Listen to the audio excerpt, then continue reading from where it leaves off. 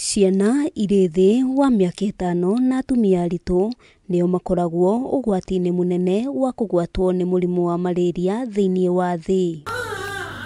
Riboti ya Ministry ya Ũgima wa Mwĩrĩ yonanĩtie mũrimũ wa malaria nĩ gatagatĩ-inĩ ka mĩrimũ ĩrĩa ĩrĩ mũhari-inĩ wa mbere gũcũngĩrĩria ikuũ, anyiti itemi makĩranĩra marĩ mĩhang'o-inĩ ya kwarĩra mĩtaratara mĩrũmu ya kũrigĩrĩria gũtamba kwa mũrimũ ũyũ. We must remain committed to closing the resources gap that have hindered our ability to scale malaria interventions in the past.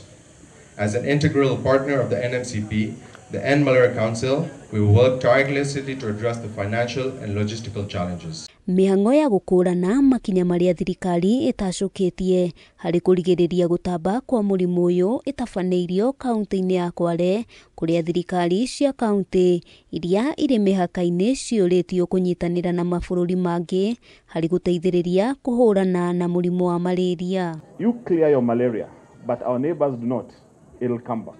So we need to ensure that we strengthen our cross-border relationship, our cross-border collaboration to ensure that we move forward. We are happy to hear in recent times.